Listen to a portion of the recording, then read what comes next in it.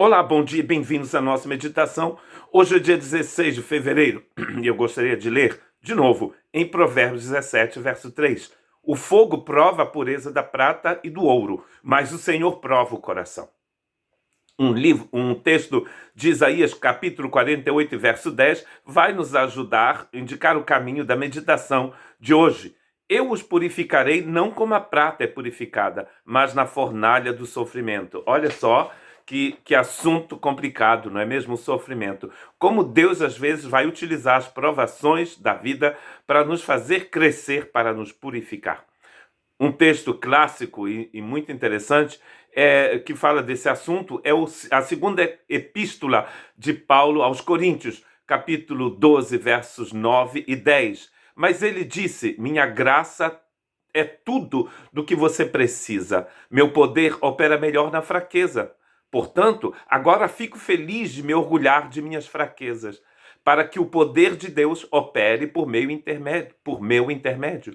Por isso, aceito com prazer fraquezas e insultos, privações, perseguições e aflições que sofro por Cristo, pois quando sou fraco, então é que sou forte. O que vem antes desse texto impressionante de Paulo? O que vem antes é a descrição das revelações que ele recebeu do Senhor, no mesmo capítulo, no mesmo livro, no capítulo 12, do verso 1 ao verso 8. Ele então está contando como ele teve então visões. Ele vai falar na terceira pessoa, dizendo: eu conheço um homem. Por exemplo, ele fala no verso 2: conheço um homem em Cristo que há 14 anos foi arrebatado ao terceiro céu. Se foi no corpo ou fora do corpo, não sei, só Deus o sabe. Sim, somente Deus sabe se foi no corpo ou fora do corpo. Mas eu sei que tal homem foi arrebatado ao paraíso e ouviu coisas tão maravilhosas que não podem se expressar em palavras, coisas que a nenhum homem é permitido relatar. Da experiência desse homem, eu teria razão de me orgulhar, mas não o farei, na verdade. Minhas fraquezas são minha única razão de orgulho.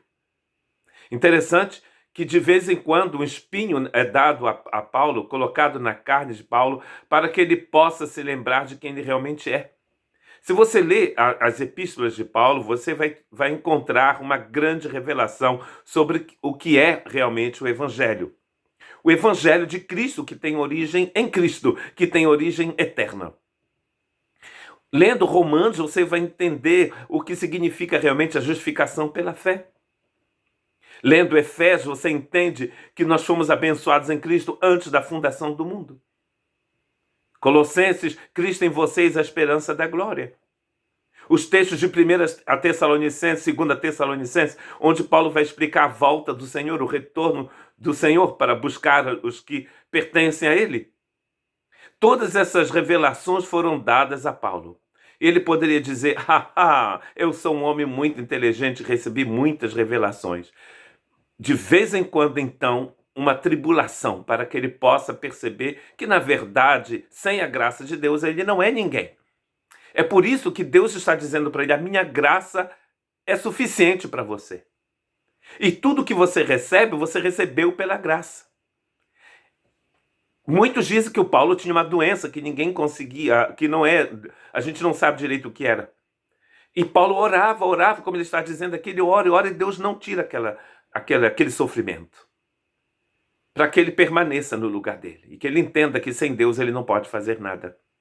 Então, às vezes, Deus vai utilizar a tribulação para nos mostrar quem realmente somos e, principalmente, a nossa dependência dele. A fornalha do sofrimento foi a fórmula utilizada por Deus na época de Isaías para purificar o seu povo. E a gente sabe que foi a deportação do povo à Babilônia que purificou a nação de Judá da idolatria. Sem aquela deportação, possivelmente, eles teriam continuado naquela idolatria abominável. Deus, às vezes, utiliza os desertos para fazer você crescer. Que Deus te abençoe.